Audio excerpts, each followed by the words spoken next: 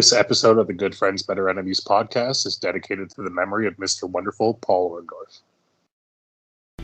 The World Wrestling Federation, for over 50 years, the revolutionary force in sports entertainment.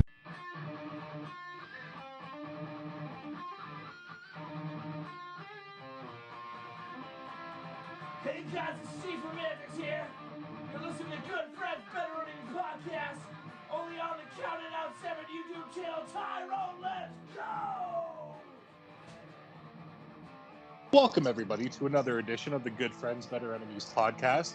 As always, I am Tyrone, and I am joined by the Mr. Wonderful to my Roddy Piper, Jay. How are you today, buddy? Hey, pal. How you doing? I'm doing quite well. I've just cracked myself open a low-sodium club soda, so I'm ready to go. I have cracked myself open a Pilsner, so I am definitely ready to go today. Well, good for you. Yeah, I decided to keep it PG for the episode this week, and for the purposes of our discussion, I thought I'd just have a little soda pop instead of my usual obligatory cold beverage of either spirit or brewed variety. This week, ladies and gentlemen. Well, I'm sitting here in a tornado warning where I am right now, so I'm going to get drunk and hopefully my glass doesn't shatter all over my place. Yeah, absolutely. You might be getting a martini shaken, not stirred, if that's the case. James Bond 007 likes them. They're good enough for me.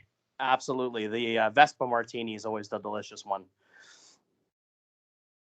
Well, ladies and gentlemen, with that being said, this week we are covering the World Wrestling Federation's presentation of In Your House, number 2. This emanated from Nashville, Tennessee, at the Nashville Municipal Auditorium on July 23rd, 1995. Now, if you might remember back to our previous episodes in the last few weeks and months, we have touched on In Your House 1, which I rebooked. And then, of course, last month, Tyrone rebooked the infamous King of the Ring 1995 pay-per-view, which leads us to this pay-per-view offering. So if you can tell, we're doing a bit of a theme here. 1995 seems to be something that's kind of hit a bit of a, I suppose, how would you describe it? How would you describe it, Tyrone? We've kind of hit a bit of a niche, I guess, or a flow with 1995, right? Completely unintentional. Nobody starts off a podcast within their first year and is like, we're going to rebook 95 WWF the whole time. I don't know how the fuck this happened. It has. We're in it.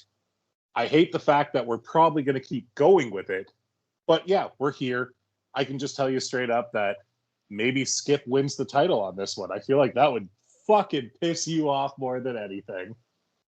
Well, I'll tell you how we got here with this particular pay-per-view is actually we put up a poll and we had in a neck-and-neck tie with Fully Loaded 1998 coming in at 33% and In Your House 2 coming in at 34%. So obviously folks are enjoying our 1995 content as it's been rather highly acclaimed and requested by some of our listeners and viewers over the last few weeks and months. So we're very excited to bring you this In Your House presentation. But before we do, I think it's really important that we touch on something that happened this week, Tyrone. I think both you and I we're a little bit hit harder by this particular note of news than typically we would be by some of these other events we've heard of in the recent while. Yeah, unfortunately, we lost Mr. Wonderful Paul Orndorff, as you heard at the top of the show. He passed away at the age of, I believe, 71. Has been in a bit of poor health for the last little while, but Jay and I purposely chose not to talk about a lot of things that he was going through because that's not what this show's about. We don't want to bring a damper down on anybody and their personal lives and their health issues, anything like that. But he unfortunately passed away, so we thought, why not talk about him a little bit? I personally think, and I know Jay thinks this too, he doesn't get his due. He's a Hall of Famer. He main evented the first WrestleMania. In my mind, he beat Hulk Hogan for the WWF title in the steel cage match. But when you talk about the greatest of the 80s, a lot of the time his name gets left out. And I don't fully understand why. I'm guilty of it. I feel like you might be guilty of it. But today we're actually going to talk about the man. Yeah, absolutely. I had a chance to meet Mr. Wonderful Paul Orndorff down in Dallas for WrestleMania 32 weekend. There was a WrestleCon down there, and I had a chance to meet a lot of the legends throughout the day. And he couldn't have been nicer. He was just the most kind. You could tell he had such a big heart. He was giving of his time. He took time to talk to you. It wasn't just, a photo op and, take off kind of thing. I had a good 10-minute conversation with him and talked all about the history of wrestling in Toronto, his big event, the big event, which was the big event of his career in the 1980s, I feel like, with him versus Hulk Hogan. We had a wonderful conversation. And again, I think based on what I was expecting of him, I think because of the character that he portrayed so well in that heel, egotistical fashion that he did, I wasn't expecting him to be the way he was. And I was a little bit almost caught off guard with how sweet and kind and giving of a person he was. I was actually absolutely enchanted by the man. And I'm so glad I got a chance to meet him. I have very, very warm feelings and memories of meeting Mr. Wonderful Paul Orndorff. Now, is this when he had that wonderful curly mustache going on at the time? Yes, exactly. He did indeed. I got to say that I actually looked at my wife the other day when we found out that he passed away, and I was like, well, unfortunately, I'm not going to be able to meet this one. I didn't get a chance to. I had the opportunity. I can't say I didn't, because he did do some Comic-Cons up in Niagara Falls and Hamilton near us. I could have gone, whether it be work-related or travel-related. I didn't get out there, and I am always kicking myself in the butt for not going out there and meeting all these legends. I have met some of the legends at these Comic-Cons, and to be honest with you, I've never had a bad experience. All these old timers give you all the time in the world because they know that you are there for them. It melts their heart and warms their heart to see that 30, 40, even 50 years later sometimes, people are still lining up just to get a chance to talk to them, get an autograph, get a photo, maybe shoot the shit for a minute. You got lucky and got 10 minutes with the man. It's wonderful to see that nobody really goes to these things with an ego or with any kind of agenda. They're there just to support the fans who are supporting them. And I love hearing stories like what you just told. Yeah, absolutely. I mean, he was, again, just so kind and giving of his time. And, it wasn't like there was a shortage of people in line to meet him. So I was really quite taken aback, as I said, and very grateful for that. We talk about his career. We talk about great big moments in the 80s and how he sort of is an unsung hero in the boom of the 1980s. What are your memories? What are your biggest memories of Paul Orndorff in terms of his contributions to the expansion of the WWF, but the wrestling business as a whole in the 1980s? I mean, you kind of have to say WrestleMania 1. He was in the main event of that. It was the ultimate kind of rock and roll show for wrestling at the time. You had Liberace involved. You had Muhammad Ali. You had Cyndi Lauper. And in the main event, you had Paul Orndorff teaming with Roddy Piper, who at the time, there may have not been more hated people in the industry. You look at how hot that crowd was against them. They had the WrestleMania match. It ended. It was fine.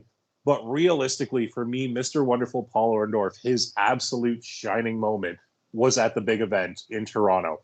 It was at the Exhibition Stadium, the C&E grounds. I think there was a legit, they paper their numbers a lot. We all know that.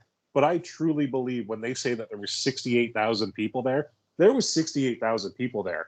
You look at the video footage of it, people are on top of people. It's absolutely bananas. They had that was the steel cage match. Am I wrong, Jay, or is that another one?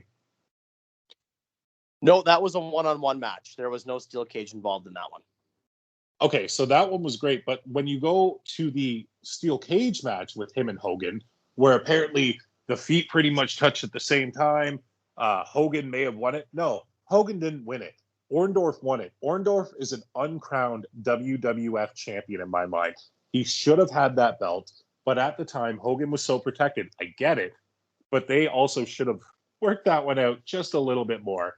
That to me was what Paul Orndorff is greatly known for in the 80s, was his feud with Hogan and where it led him. He did have a good career in WCW in the 90s. I believe he formed Pretty Wonderful with Paul Roma. He was, I believe, a television champion, but he also did so much work in the power plant in WCW. He is responsible for training some of those guys who went on to great things. Goldberg, for prime example. Yeah, I can't argue with anything you're saying. I will ask you something, and I think we've touched on this before in one of our previous podcasts. I don't remember which episode, or maybe it was off air even. Seeing how both you and I are quite big fans of King Kong Bundy, I still do wonder, and I often think about it when we talk about this event, but how the landscape of WWF would have changed had we done Paul Orndorff versus Hulk Hogan at WrestleMania 2 instead of Bundy. Now, I understand at the time, Hogan was going through the monster factory in terms of, you had Bundy, and then you had Killer Khan, and you had all these different, of course, Andre the Giant being the biggest. You had all these different monsters and beasts for him to slay. But I really think there's an argument to be made that WrestleMania 2 would be maybe remembered in a more grandiose fashion had you main evented it with Orndorff. I think that might have been a very, very spirited match. Yes and no. I see where you're coming from. It definitely would have been better for Orndorff instead of being the curtain jerker against Don Morocco. Not that there's anything wrong with that. We are in an era now where the first match is just as important as the last. In 86, not really the same thing. It's weird that you talk about King Kong Bundy. You look at the people that Hogan main evented with in the early WrestleManias, the following year, they were not in the main. Like, I guess you could kind of say Andre with the tournament, but you look at Savage at 5, at 6, he's in a random kind of mixed tag match with Dusty Rhodes. You look at Warrior at 7, then he has the career match. Sure. You look at Sid at 8, Sid's gone by 9. It's kind of the Hogan curse when you look at it. Anybody who wrestled Hogan in the early WrestleManias didn't really go on to do anything. Now, back to your question. Yes, it would have been a better in-ring match, but what you said about Hogan going through the Giants and kind of taking on all the big guys, Orndorff wasn't considered that. Orndorff was a big man. He was a jacked up giant of a man, but he wasn't the 444-pound walking condominium that King Kong Bundy was. So I think they were looking for more the attraction than anything else there. Yeah, and I can't argue with that logic whatsoever. One thing I will say is I do agree with you, what you said about current day WrestleMania, is that often the first card is as important as, or sorry, the first match is as important as the last. I'd actually make the argument that the first match is more important than the last match, only because WrestleManias are so long nowadays. 7 hours you're usually looking at, 5 to 7 hours. I mean, look, this year we had 2 nights of it. That's how long it was. I almost feel as though if you're going to do a long marathon type event, say 7 hours from start to finish, by the time you get to the main event, even if you're sitting at home, you sort of have crowd fatigue. So imagine being at the stadium itself. The crowd's going to be much more invested in my mind. Unless you have a super, super, super strong main event, you're not going to have nearly the crowd interaction and response that you would from the first match all the way to the last, in my eyes. It's kind of like the old school Saturday night's main event booking, where you put the main event on first because they're going on at 11:30 at night. So you put what everyone wants to see on first, and then you kind of end the show with a good technical match, but not necessarily what people are there to see. Yeah, I mean, we talked about this before. I've been to plenty of house show events where put the main on before intermission, and then you close with something else. I remember vividly going to one. I guess they were doing a double shot, maybe one in Toronto and then an afternoon show in Toronto and then an evening show in Buffalo. So the main event was a 6-man tag with, I think it was Undertaker, Kane, and Rock versus Triple H, Road Dogg, and X-Pac. This was in June of 2000. And then they went on before intermission, and then post-intermission, the actual main event that we got was Too Cool versus, I want to say, maybe the Radicals, but Anyhow, No, I was there. I was there. I think it was the Headbangers. Was it the Headbangers? That doesn't sound right. No, you know what? I think it was the Dudleys. Maybe. I don't know. Edge and Christian? I remember the exact show you're talking about. I was there, and I was dumbfounded that that's the way they booked it. Yeah, and I think it's just because they were doing a double shot, so they were heading off to Buffalo, and they needed to make sure that the main event guys got there in time, kind of thing. So, anyhow, I mean, I get that, but also 12-year-old Tyrone had no idea about that. Mm-hmm. No, certainly not. I mean, how would you know? But yeah, I mean, that was my main question about Orndorff. I mean, he had an incredible career, and of course, he got inducted into the WWE Hall of Fame in 2005, and he had a very, very storied career behind the scenes as well. Of course, we talked about that story about him working in the power plant, and there's that famous story about him getting in that fight with Vader, in the locker room in WCW. So there's all sorts of different news and notes and anecdotes about Paul Orndorff's career. But I was really curious to see what your take was on the Hulk Hogan and Orndorff match at WrestleMania 2, because I really think it would have had legs to draw out. But again, your point being that he was going through monster heels at the time makes a ton of sense, and the attraction aspect of things as well. So I definitely think, to sum up this Paul Orndorff conversation that we're having right now, we both do agree that he is definitely an unsung hero in the development of the 80s wrestling boom. And I definitely think that his place in history is not nearly where it should be in terms of, contributions to the business. Yeah, I couldn't agree more. I hated him as a kid, but the more I grew up, I loved him. I couldn't respect somebody as much as I do with him. I know I say that about a lot of people, especially when they pass, but you look at the heels of the 80s, and to me, they're the unsung heroes the more I grow up. And he was one of the monster heels. And you can't say a bad word about the man. As you said, he seems super kind. He had all the time for you. He had all the love for the fans. I know I've kind of beaten that down already, but goddamn, Paul Orndorff, rest in peace. Thank you.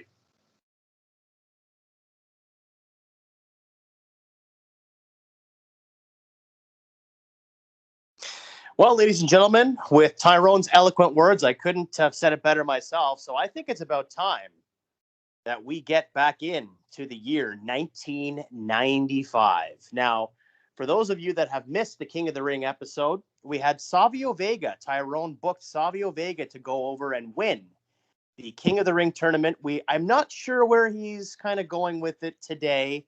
I think. But who did Savio beat in the finals, Jay? Do you remember that? I believe it was Skip of the Body Donnas. You're goddamn right. You're goddamn right. It was. So with all these different booking choices that you've made, I'm very curious to see if you are going to go with that kind of stipulation that the winner of the King of the Ring goes on to SummerSlam, because they did do it here this year for this particular King of the Ring, but they didn't do it every year. So obviously it's your booking, it's your choice. You can kind of go with whatever you want. We also are coming out with after the King of the Ring event itself, we have Diesel still as your World Wrestling Federation champion. And of course, we have a lot of different talents emerging at this time. Diesel was the champion. Bret Hart was a little bit in limbo at this time, wasn't doing a ton. The Undertaker was, of course, there still and as popular as ever. We have new stars like the aforementioned Savio Vega. The 1-2-3 Kid and Razor Ramon are still kind of on the same page at this point. Henry O. Godwin was making an impact at this time as well. He was a relative newcomer. So was Man Mountain Rock and Brad Radford. 100%. The $1 Million Corporation was the heel stable of the day. We had Owen, Hart, and Yokozuna as your World Wrestling Federation Tag Team Champions. Of course, they're always accompanied by Mr. Fuji and Jim Cornette. And Jeff Jarrett is your World Wrestling Federation Intercontinental Champion. Shawn Michaels is on the rise right now as well. He had just come off of that spirited match with Diesel at WrestleMania 11 and had very shortly thereafter become a babyface for the first time in his career since being a member of the Rockers tag team.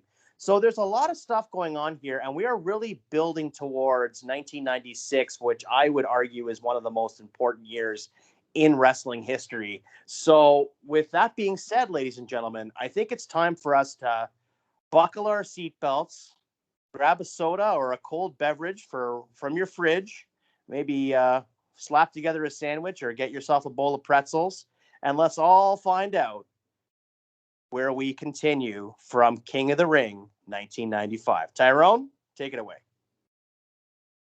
Well, I mean, one thing I will tell you is I do plan on keeping that stipulation intact. The winner of the King of the Ring should face the WWF champion at SummerSlam. So, by our logic, you'll probably be booking SummerSlam 95, so keep that in mind, okay, bud? Sounds good, pal. All right, bud, why don't you start us off? What was the first match on the card? And we'll go get in it. Wow, words are hard. We'll get going into it. Sounds good. Well, would you like me to cover the dark match, sir? Nope, no dark match. Okay, well, the opening contest is the Roadie defeating the 1-2-3 Kid in a singles match. What have you got for me today? Our opening contest is scheduled for one fall, and it is for the WWF Intercontinental Championship. Because, as we said earlier, the first match on the card sets the tone for the night. So we have Shawn Michaels going up against Double J, Jeff Jarrett. And Jay, I'm not going to lie, this match stays the same because, in my opinion, it was the best match on the card. Oh, that goes without saying. It was an outstanding match. One of Jeff Jarrett's best matches, one of the best matches in Your House history, I would dare say. Little surprised you put this on first, only because the whole gimmick of this particular pay-per-view was that we were building towards Jeff Jarrett's, singing debut on WWF television. So he had that concert before the match, and then of course he had the match. So does the concert still take place? Is that still part of this whole build to this particular event? As much as I love the song, and I'm not going to lie, it is on my heavy rotation. I have people I work with singing it and not knowing what the fuck it is. It's not on here. I thought we could move that. Again, this could be you. I thought that could potentially be a SummerSlam thing, or could be a Monday Night Raw thing to get the lyric or to get the viewers up there. But no, we will not be having the concert here. We will not be spending our days working hard on the go while the clocks on the hand keep spinning too slow. Okay. I greatly disagree with that choice. I appreciate why you did it. I'm sure you're going to have your reasonings behind it coming up. I don't see why you do it at SummerSlam. We're in Nashville right now. There's no better forum for Jeff Jarrett to make his singing debut on WWF television. Okay, then you know what? We're going to switch it up on the fly. We're opening the goddamn show with Jeff Jarrett doing his concert. Okay. Oh, interesting. All right. Well, I mean, you don't want. Okay, so this is how I look at musical performances in wrestling, and you're either going to completely agree or completely disagree. I feel like there will be no middle ground. Most of the time, no one's paying attention to it. Like, Jay, if I said, hey, who performed at WrestleMania 32? Your fucking beautiful mind might know what it is, but most people won't. I don't. I can tell you that Salt and Pepper performed at WrestleMania 11 because that's how weird I am there. But why not open the show with it? They did that at WrestleMania 18 with Drowning. No, not Drowning Pool. Saliva, the WWF's second favorite band behind Limp Bizkit. They did that, and I thought that made sense because it kind of was like, all right, people are still getting to their seats. Let's get this going. So why not? Let's put Be With My Baby Tonight to open the goddamn show. Okay.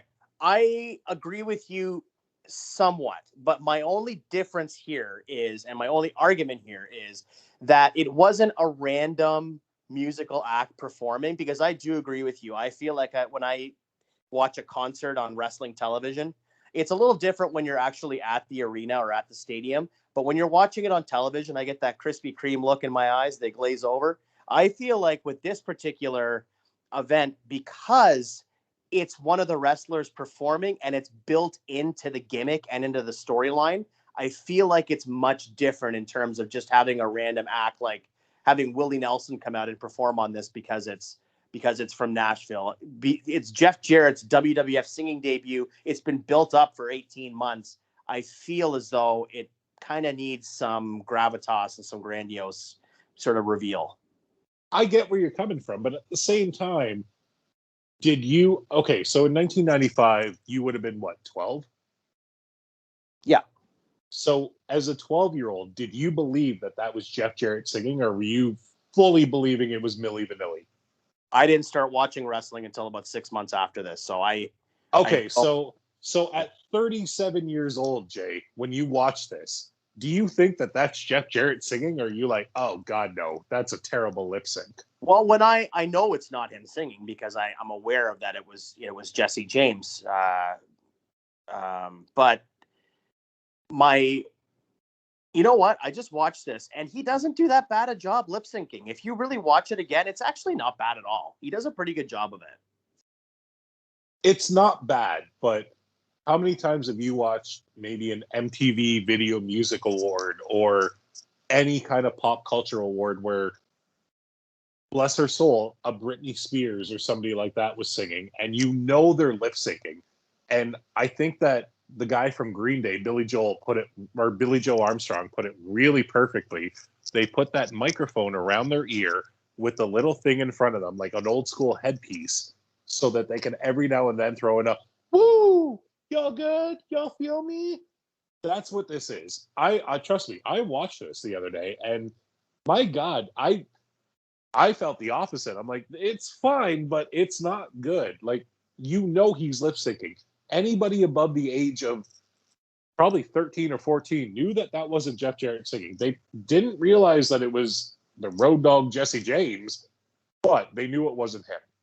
I don't agree with that. I think that he did a good enough job that unless you were really looking for it, I don't think that you would have seen it. I think most people probably would have assumed it was him. I don't know. Maybe I'm wrong. This is also okay. I have a challenge for you. This is 25 years ago. The world was a little less cynical 25 years ago than it is today. Okay, let's do a challenge. You have a partner. I have a partner. Neither of them are really wrestling fans. They watch it for our purposes. Mm-hmm. Why don't we put that on and be like, what do you think? Like, does he have a good voice? And see what happens. Yeah. Okay. Yeah, I can do that. I can definitely do that. And then we'll talk about that next week on next week's show. Does that sound good? Sounds good. Stay tuned, ladies and gentlemen, for the riveting conclusion. Yeah, where I prove Jay fucking wrong. All anyway, right. We get the performance. Then we go into the match. Lip-syncing right now. Go fuck yourself. Then the match stays the same. No matter what, the match is staying the same. Because to me, it was perfect. Everything was fantastic about it. So yes, we're going to be with our baby tonight, and then our baby is going to go with the Heartbreak Kid.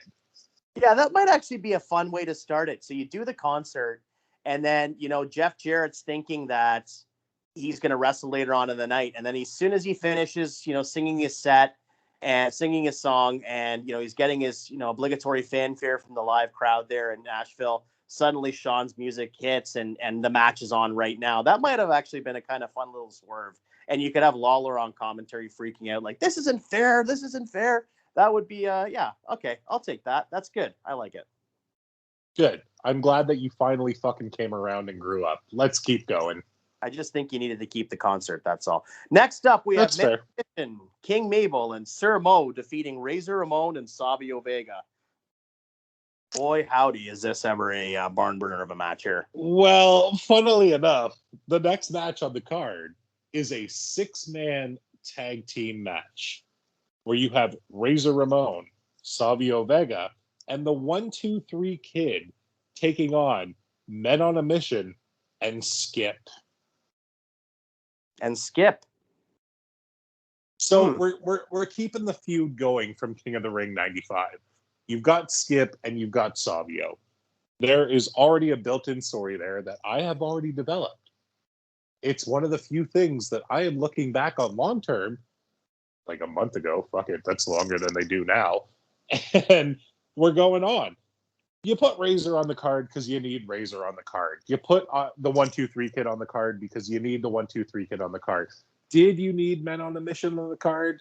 Probably not, but at this point, it was easier to keep them and add somebody to the match and then keep going from there. So what we're doing is we're going to have Skip and Savio Vega start the match. It's going to be Savio getting the upper hand, beating the living shit out of Skip, just going off the King of the Ring 95 final. Then Skip shoots Savio into the ropes, where Mabel pulls the top rope down.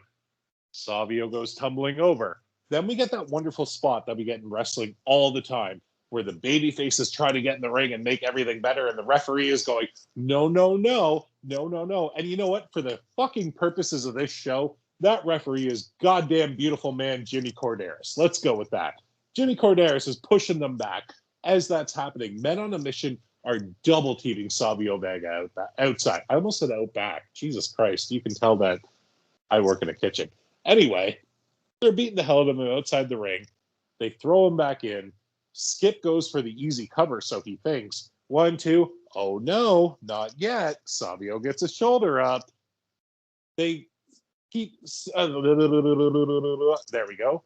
Skip keeps stomping down on him. Goes to pick him up. As he gets him up, goes to hit him, ducks. Savio hits an enziguri. We get that hot tag. The 1-2-3 kid comes in, beats down on Skip. Oh my God, we're going. The kicks are happening. It's beautiful. God damn it.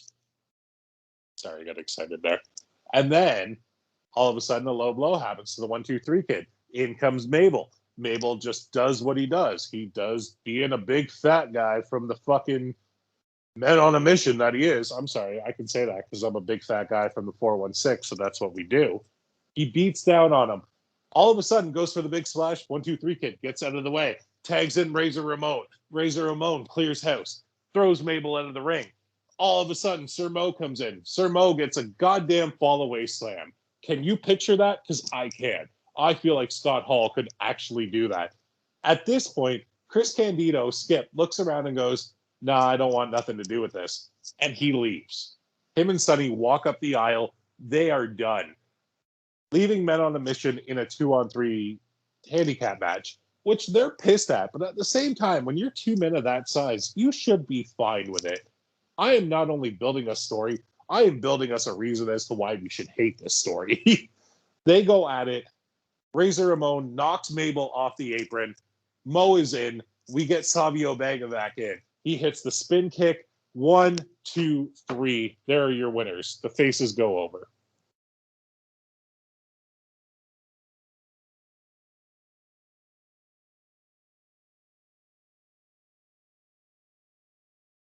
No? No comment? All right, cool. I guess I'll just keep going. That was remarkable. Absolutely remarkable. I have never seen you in such great detail going from tag to tag to tag to tag. That was really, really well done, my friend, and I can't argue with it. I mean, I feel like you had to have Mabel on this card based on the fact that they were pushing him to the moon. Now, I understand Savio Vega had won the King of the Ring, but I think we're still pushing, I mean, in my mind, you're still pushing Mabel to be a pretty big monster heel at this time, are you not? I mean, yes and no. He didn't win the King of the Ring. I guess the Undertaker face break probably still happened. We haven't really gotten there yet, but Mabel to me is mid-card at best at this point, but hey, fuck it. In my mind, the rest of 95 is on you, so I'm just laying it out for you, bud. Okay, well, I'll take that. Yeah, I think you did a great job booking that, and I'm not going to have any arguments with that whatsoever. So, well, here's where it gets a little foggy. So, I may or may not have left my notebook with a lot of my notes at work today. So, I had that one. The rest of it, I know what I'm doing for the match, but we're just going to play it out in my head because that's what a beautiful mind does. That sounds good to me. Let's do that. So the next match on the card we have scheduled is Bam Bam Bigelow defeating Henry O. Godwin. What do you have for me here? The next match on the card is scheduled for one fall, and it is for the WWF Women's Championship. We have Bertha Faye defeating Alundra Blaze. I'm 100% fine with this. So, if you looked at this era, I think it was a week or two before this, Bull Nakano was champ and then lost it to Alundra Blaze. They had plans for Bull to go on and just kind of dominate going into SummerSlam. But guess what? She fucking got charged with possession of cocaine. What gets you fired from a company? Possession of cocaine. Kids, don't do cocaine. Don't hold cocaine. Don't listen to Rick James. It's not a hell of a drug. Anyway, we get into this. So I had Bertha beat Alundra on the sheer fact that Alundra was supposed to take time off to get, I know it sounds really, really weird to say, but to get a nose job and a boob job. She was getting plastic surgery. She was fixing something in her nose, and she was getting her breasts enlarged. So you get Bertha Faye in there. You put Bertha Faye as this new dominant woman who, God rest her soul, Rhonda Singh wasn't exactly the best worker in the world, but she could get the heat, especially with Harvey Whippleman there. So you have her take on Alundra, beat her, leading up to SummerSlam, where originally this match happened and Bertha won. So you could have Bertha go through somebody else at SummerSlam and build even the Survivor Series with this rematch. You bring Alundra Blaze back, and we all know that she, I don't want to say is the most over woman ever, because that's a complete and utter lie. But from the years of 1990 to 1996, Alundra Blaze was the most woman over. Argue that. Oh, I can't argue that at all. I mean, there's no argument to be made there.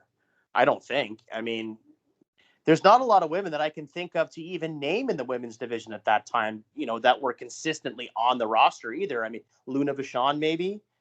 So the only one I toyed with was Aja Kong. Yeah, had she been in at this point? I don't even know if she'd made an appearance at the Fed at this point yet. Oh, I guess that was Survivor Series 95, wasn't it? Yeah, exactly. I don't think she was around before then.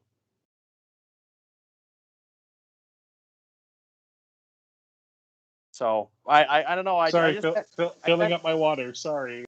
That's okay. No, I tend to think that you probably hit the nail right on the head here. I mean, this to me is one of those rivalries where, because there weren't a lot of other options, you had to try to kind of, you know, give it some legs. I really like the idea that you got this match on now, because then you can do a rematch at SummerSlam as well. And maybe you have Alundra go over at SummerSlam and win it back, or maybe you keep the title on Bertha for a while. And you know, I always feel, because the Federation is typically, you know, the babyface company, I like the idea of when they have heels and you have baby faces on the chase, because it doesn't happen all that frequently in WWF. So especially at this time, it was always the, you know, the established face of the company, the face that was the holding the title for the duration. So I do always appreciate a longer heel title run in this era. Well, that's the sound of me cracking a double IPA that is almost 9%, because God damn it, we have Sid and Kevin Nash on this card, and I am fucking fired up, motherfucker. Sounds good. I like it. Good for you, Pally. All right, lead us on. All right, well, next up, we have got, for the WWF Intercontinental Championship, we have Shawn Michaels defeating Jeff Jarrett. Now, this has already happened, so I'm curious to see what we have next. So I like to think that I've kept this card pretty high octane at this point, and we all know it needs to come down to a degree. And not saying that these competitors are those two to do it with, but it's a cold feud. I'm just putting them together one-on-one. We have Bam Bam Bigelow taking on Hakushi. I don't hate that at all. I think that would be a really good match. You haven't booked anything this week that I really don't enjoy. I think that would be a really solid match. Walk me through it. So you're getting kind of a clash of styles here. You have Bam Bam, who is the heavyweight brawler, but can still do the high flying, all that. And then you have Hakushi, who is just, in my opinion, if there is one of the more underrated wrestlers from WWF, if you look at his New Japan career and everything he's done overseas, he is not underrated. In the WWF, he is. He shows up with fucking, like, looking like goddamn Ryu from Street Fighter, or maybe not Ryu, maybe I had my name wrong there, but correct me, kids. It's a Street Fighter character, and he's got Shinja with him, which is just the dumbest goddamn name for a wrestler. Anyway, you have face Bam Bam going against heel Hakushi. I love Bammer so much, but at this point, Hakushi needs the win. So we're going to have, it's a relatively quick match. It's about a 4 or 5 minute match. It's hard hitting.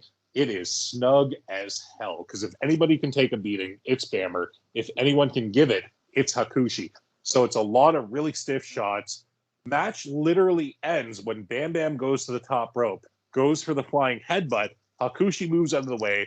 A stunned Bam Bam kind of gets up. He gets a super kick, and then another super kick, and then another super kick. And we learn this is where the Young Bucks got it from. It's a super kick party. Hakushi wins. Okay. Yeah, I'm 100% fine with that. And I think Hakushi, as you said, needed the win at this point. Bam Bam was already an established star. He had just come off of main eventing WrestleMania 11 with LT. So he was a made man at this point. I think you're 100% fine giving the win to Hakushi. Yeah, I like this a lot. And I think it's indicative of what In Your House was all about. A lot of people look back on it with fond memories, and some people don't. But from my money, I think In Your House had some of the most unsung top caliber matches in the history of the company that never get talked about.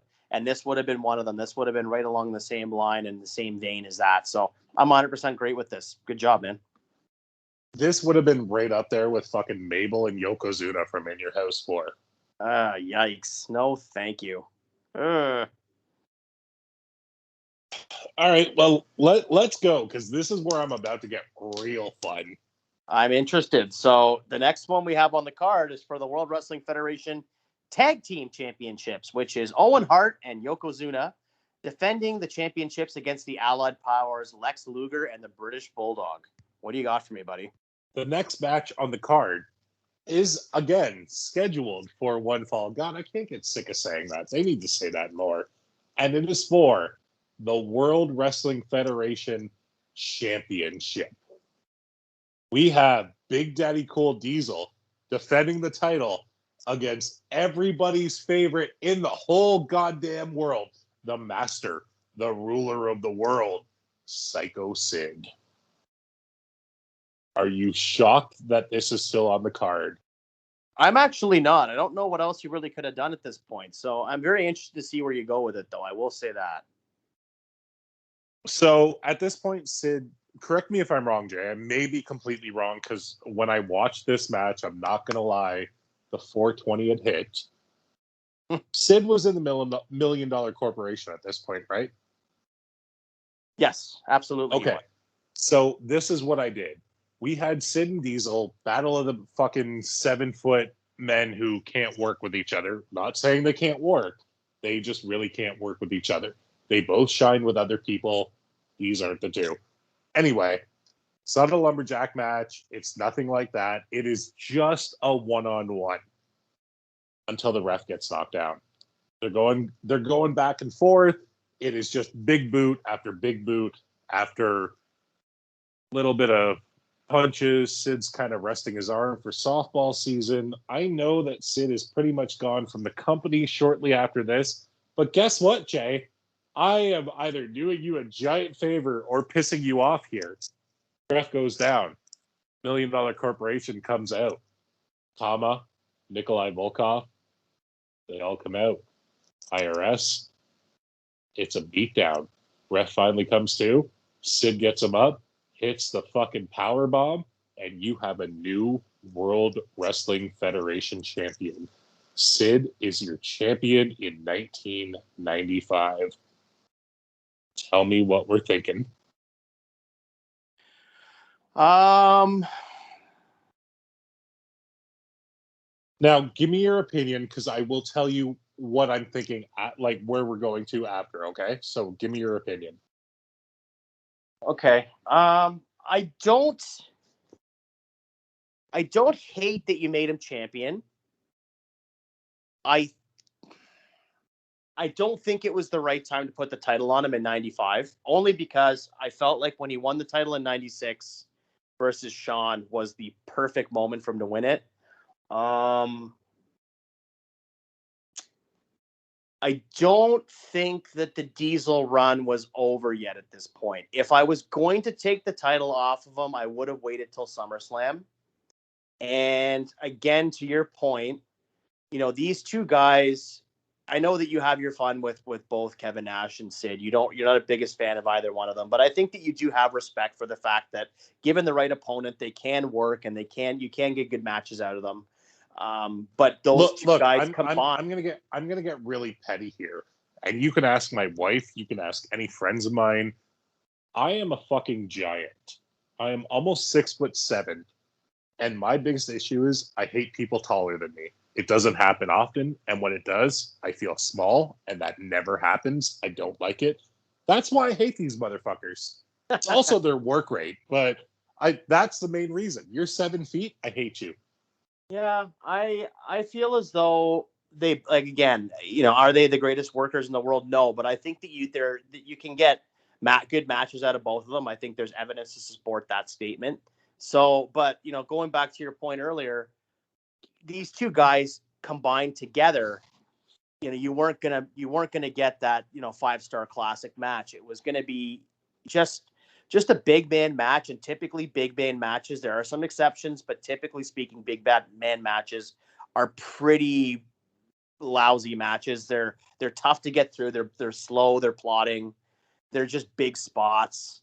So, well, hold on. What are we defining as big man? Because if we're talking weight or height or both, because there have been some good potential big man matches. No, and there have been, but I'm just saying as a general rule, there's exceptions to the rule, but generally speaking, I mean, you talked about it earlier, like Yoko and Mabel, like Giant Gonzalez and Undertaker. So there's a lot of, again, not to shit on fucking Kevin Nash, but Mabel and Diesel was terrible. Yeah, but that wasn't necessarily Diesel's fault. I think if anything, Diesel was working circles around Mabel to make him look good. Not to say. Oh no, 100% agreed. But there have been good big man matches too. Like you look at Mark Henry and the Big Show have had some good matches. Brock Lesnar and the Big Show. I guess he just put the Big Show in the ring with another big man, and it usually works out pretty good. No, and again, I'm not arguing that there aren't good big man matches. I'm just saying that with these two guys and their styles, when they are put together in a program, you weren't going to get phenomenal matches. So my only thing here is that, okay, we've already seen it once at In Your House, one. Then we see it again. Well, I mean, I'm talking about in canon. We didn't see it at my In Your House booking, but we had seen it in canon. We'd seen it once. Then we see the tag team version of it, King of the Ring. And now this is the blow off. So my only question, I guess, is if you have Sid go over here, are we going to get another rematch at SummerSlam? Because I personally, I love both these. No, because we're building the SummerSlam with Savio Vega as the number one contender. So as of right now, it's Savio and Sid at SummerSlam. You're going to main event SummerSlam 95 with Savio Vega versus Psycho Sid for the title? I'm not, because I'm going to tell you right now, unless you fucking pull a curveball, you're booking SummerSlam 95 at some point this year.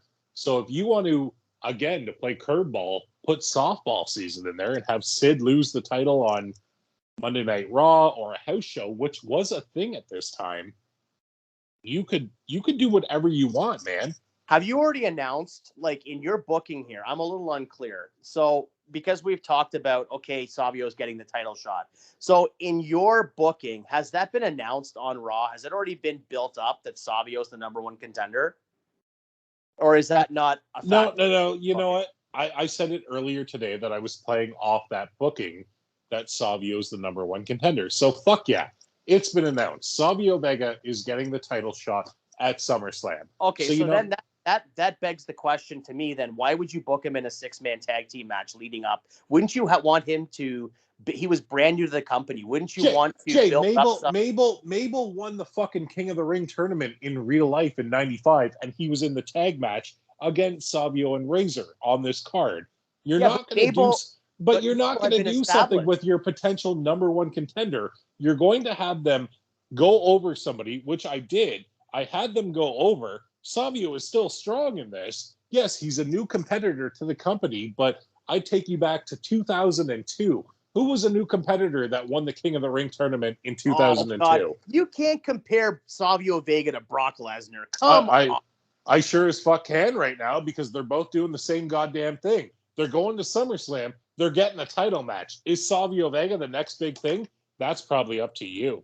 Yeah, I don't think so. I think there's glaring differences between booking Savio Vega, who had debuted the month earlier, winning the King of the Ring, and then going into a 6-man tag team match, and then going on to face the champion at SummerSlam. No, I kind of think maybe you have Savio go over somebody who's established, as opposed to putting him, getting lost in the shuffle in a 6-man tag. Anyways, I will fix that. But you can't tell me that Mabel's not established after you just said he was established. Savio went over him. Savio also went over fucking Skip, who to me may not have been the most established at this point, but the best worker on this entire card, other than Sean and Jeff Jarrett. Actually, you know what? I'll take that back. And Alundra and Hakushi. Okay. And Bam. Okay. Skip's in the top 10 performers of this fucking card. Either way, we have seen the company do this multiple times. Somebody wins the Royal Rumble. They know they're going to WrestleMania to face the champion. You put them at what was No Way Out, now the Chamber. They're in a random throwaway match that does not matter because they're already going to be the number one contender. So what the fuck does it matter?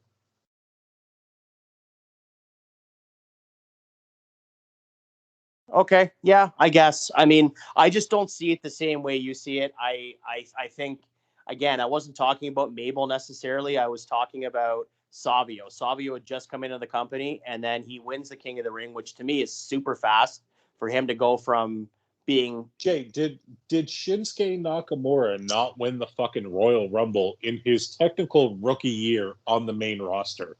Did Brock Lesnar not win his Royal Rumble technically in his rookie year on the main roster? They had both already been exposed. They had both already been on... So had Savio Vega in Puerto Rico. You can't tell me that fucking Carlos Colon did not push that man to the goddamn moon. All right, I'm done with this. Let's just go on to the next match. You're done with this. You're done with this. Good. I'm glad. I'm glad that I finally pushed a goddamn button because I feel like we have had how many episodes where you've just been like, "Oh, good job, bud. Good job. Yeah, that's good. I'm happy you did that.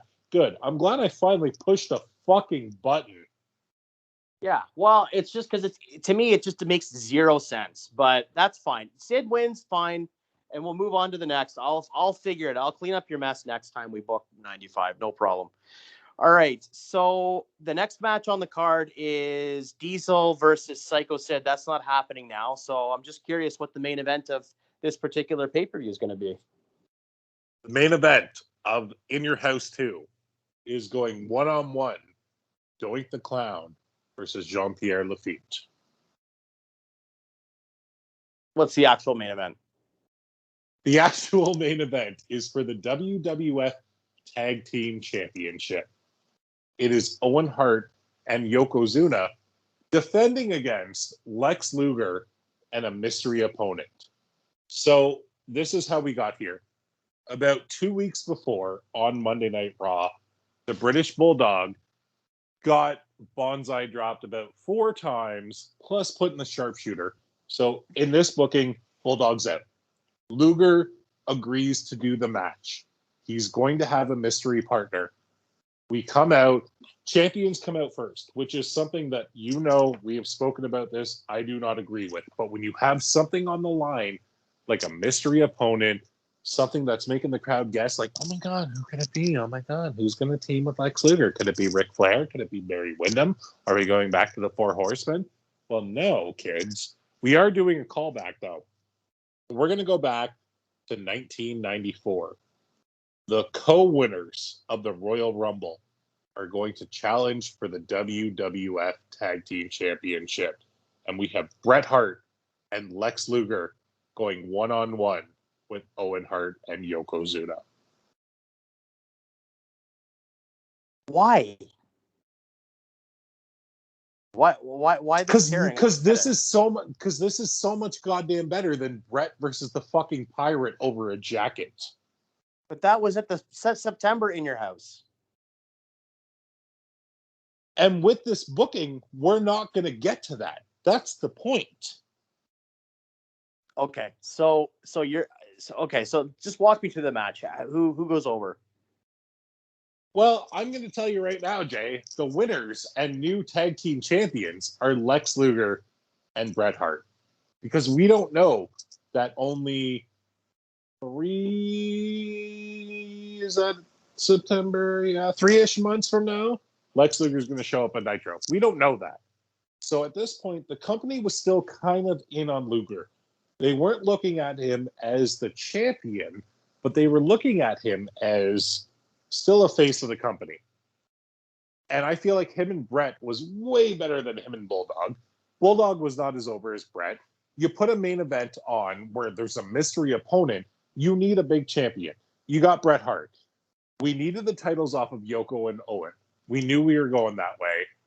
We didn't need to see it go the way it did with the fucking two dudes with attitudes, and then they had to strip them of the tag team championship because at that time you couldn't hold more than one title for some goddamn reason. So we kind of get WrestleMania 9, WrestleMania 10, SummerSlam 93, SummerSlam 94, all rolled into one. Luger gets his final big win with the company. He always got screwed out of the title. He won in 93 at SummerSlam, but by count out, he got fucked over at 94 at Mania. He was a co-winner of the Royal Rumble in 94.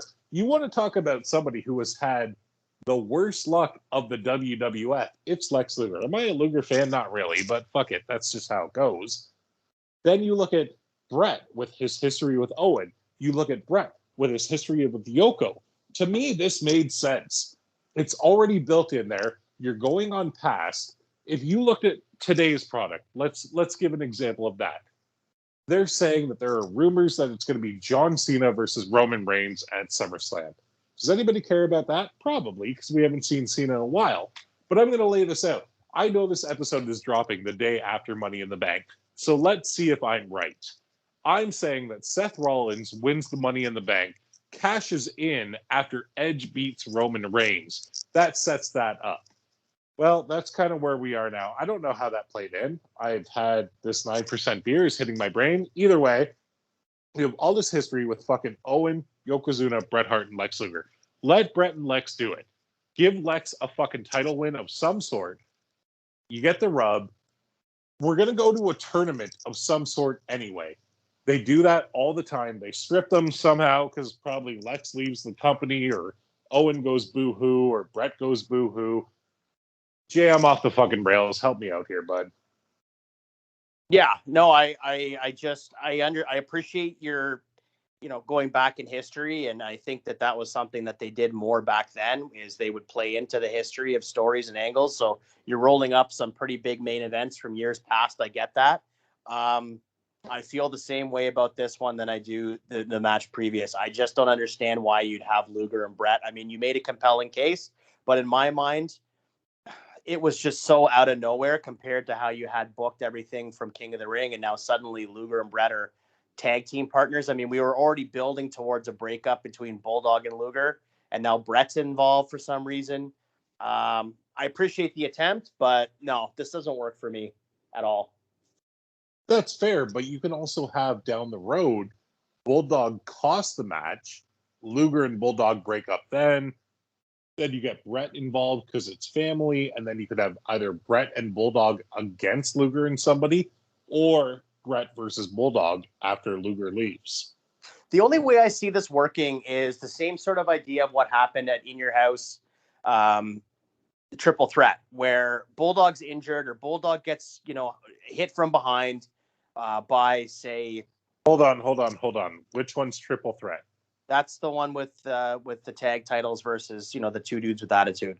Okay, so the worst like, one I feel ever. like if you'd had Owen and Yoko attack Bulldog from behind backstage, but they still have the contract signed to defend the tag team championships. Suddenly Luger scrambling for a partner. He finds one in Brett, who's a surprise, and they win the titles. And then you kind of play into that, making that kind of some sort of bone of contention that, Bulldog got jumped from behind by the tag champions. And now suddenly Brett is tag team champions with Luger. I mean, maybe you could make something of that, I guess. But yeah, I just think it's really weird. It's weird booking. I appreciate your attempt, but it just At the really same weird. time, though, Jay, I told you my notes were not with me. Maybe that's what I wrote down. Maybe we are foreshadowing it. I don't know. Maybe you fucking nailed the fucking nail in the coffin. Who knows? Yes, that makes more sense. Congratulations. You win. What, I win what? You win King of the Ring, or sorry, SummerSlam 95 down the road. Okay, that's fine. I will take that challenge. I will, in fact, take it on right now on live on the air. I will make the declaration that I will rebook SummerSlam 95 this year. No problem. And I will rebook SummerSlam 2002. That is the most perfect card ever, and I won't change a goddamn thing.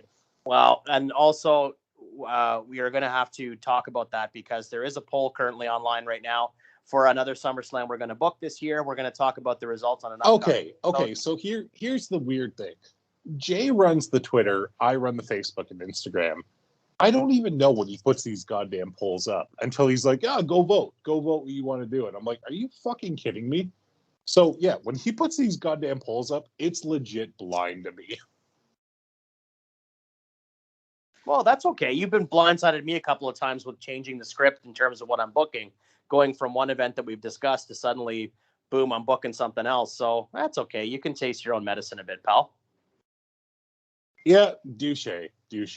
Anyway, that was my booking of In Your House 2. I'm not going to run through it because I don't have my notes on me right now, like I said. But I think overall, with the last two matches, Jay agreed with me, and then he shat on me.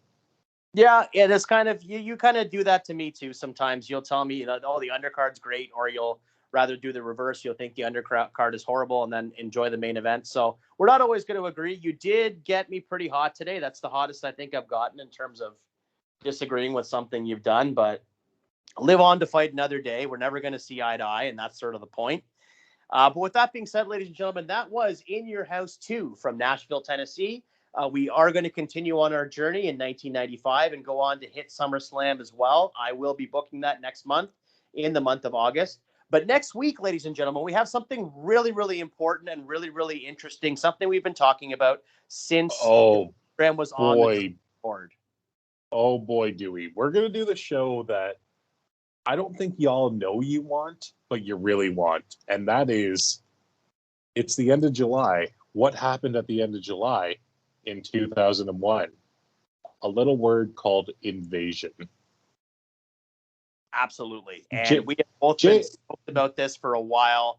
I think that you and I have been kind of really struggling since the beginning of the podcast to come up with a way to give this particular subject its just due. It's such a monumental moment in wrestling history in terms of, its importance, WCW, ECW, WWF all being together at once. So we are still working out the kinks of exactly how we're going to present this, but we are so looking forward to talking all things invasion. It's going to be such a fun show. I cannot wait to air this one, buddy. I'm really stoked to talk about DDP with the stalker angle, which was goddamn the worst thing that they could have done. I also am excited to talk about we talk about the undercard and the mid card, but you look at the guys that came in. You have Mike Awesome, Lance Storm, Chavo Guerrero, Hugh Morris, Chuck Palumbo, Sean O'Hare, all these guys that could work. And it just didn't really work for most of them, I think is the best way to put it. But who knows? We could be doing a fucking 3-hour Broadway on this. We could be rebooking it ourselves. Jay could do one. I could do one. We don't really know what we're doing. There could be a special guest on this. I'm not going to promise anything, but it could happen. Jay, this is going to be our most off the rails show ever, where I feel like you and I are going to yell. I think so too. I think we've booked a day where we're going to be able to enjoy a couple of cold drinks as well while we do it, which will add some fuel to the fire. But, you know, I don't want to overpromise and underdeliver. So I think we're going to leave it at that. We're going to just see what we come up with. And hopefully it's going to be one of our more spirited episodes for you to enjoy. So you can look forward to that coming up shortly. With that being said, ladies and gentlemen, Tyrone, where can our fans find us on social media? Oh, good old Twitter machine, good_friends, good old Instagram. I don't know why I'm putting on an accent.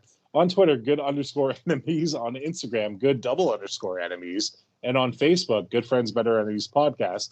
As always, find us on YouTube under the Counted Out 7 YouTube page. Thank you for all the new subscribers. I know we've had a few, and we appreciate every single thing that you guys do. Make sure you like and comment every post. You don't like what we did, it's usually me. That's fine. I don't care. I have tough skin. I sat through a tornado today. Bring it on, bitches. It's a Counted Out YouTube page. Like and subscribe every single week. It'll come right to you if you subscribe. If not, what the fuck is wrong with you?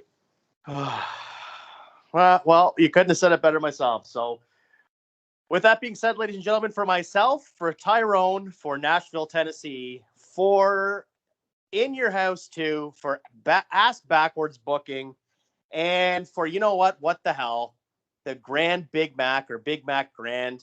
Ladies and gentlemen, you've been listening to the Good Friends, Better Enemies podcast. Bye. McDonald's, bring back pizza.